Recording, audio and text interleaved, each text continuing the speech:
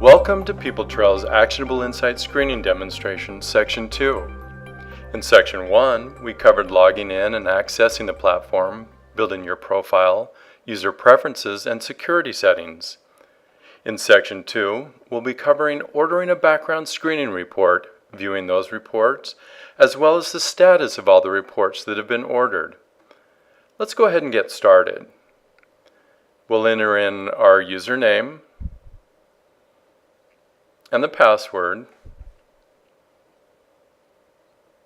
and log you into the system. When working in Actionable Insight Screening, you'll be spending most of your time ordering and viewing your reports. So let's go to the Ordering tab and see the different types of packages that are available. You can see here a list of reporting packages that have been put together.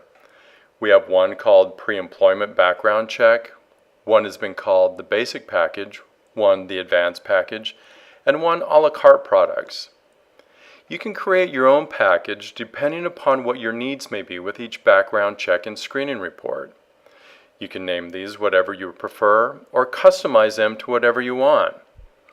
You may also need individual reports for each different department in your company. For example, one could be the warehouse package or the driver's package. The beauty here is that there are a myriad of products available that can be customized into specialized packages. So now that you see the customization of reporting packages, let's go into one of these packages and order it. Here you will see a list of each one of the searches or each one of the components of the order with this particular package. We have in here pre-selected product searches for this package.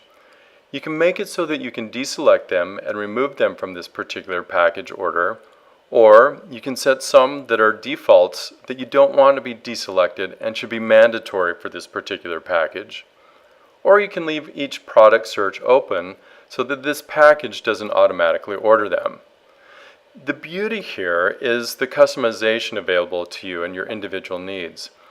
And you can create these packages with any default of the product searches that you would like. To order a report, you have the option of selecting the Quick App or the Next button. The Quick App allows you to enter only the name and email of the candidate and will send a link to them to complete the data entry for the background screening report. This option eliminates a lot of data entry for the employer. This Next button will allow you, the employer, to put in all the information for the background screening report, which is a more time-consuming option. If this option is chosen, you're required to obtain the correct and complete disclosures from the applicant. So the majority of the time, you'll be using the Quick App button. So let's go ahead and use it here. The first step in this process is a certification, which is part of the credentialing compliance process. You certify that you have permission to order the reports and understand the compliance issues surrounding the background check. So you go ahead and read through this, and then let's accept the terms. We're now in the Quick App order page. The first field you see here is for a reference code or reference name. If you have a job code or number or anything that you want to reference here to help you remember this application, then we can enter it here. The next field here is the SIN or Social Identification Number validation and is used only for Canadian citizens. So if this person happens to live in Canada, that's where you'd put in their SIN number instead of the Social Security number. And then we entered the applicant's name, their email, and this is the email where the link to the background screening questionnaire will be sent. So you want to make sure that this is correct.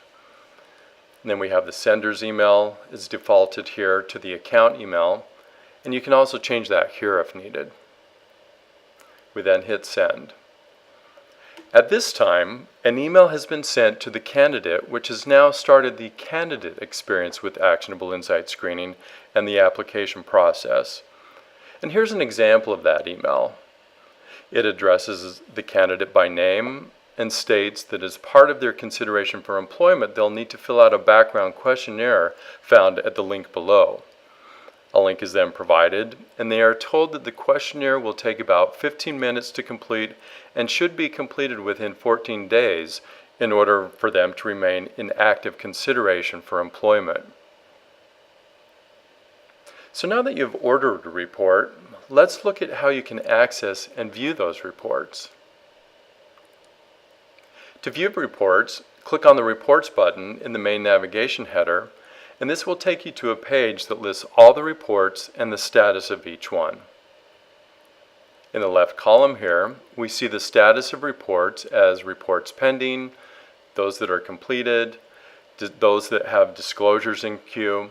For example, if you aren't going to hire someone, you send a pre-adverse action letter, and this puts them in a queue for at the end of the day. You can print out these letters and send it to them. There's also a monitoring queue. For example, if there are any accounts that you want to monitor specifically, they'd be under tier. You can select if you want to view the last 10 reports ordered or up to 200. For the purposes of this demonstration, let's select 50. So let's now go in and view a report. The reports are listed here by header categories, including name, social security number, file number, report number, ordered by, status, date ordered, and flag. You can sort the list by double-clicking on each header category and how you'd like the list sorted. For example, if we double-click on file number, you can now see the list is sorted in order of ascending file number.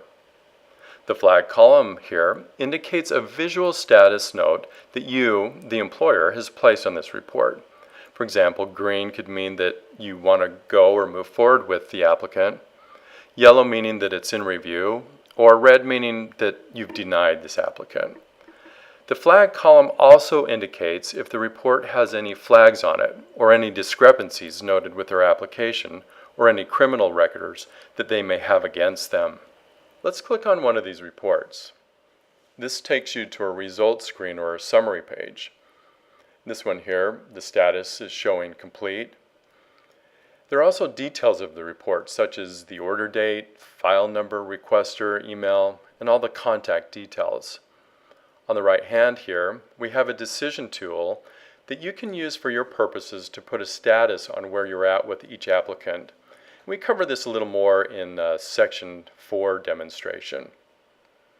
The next section here is the applicant information summary.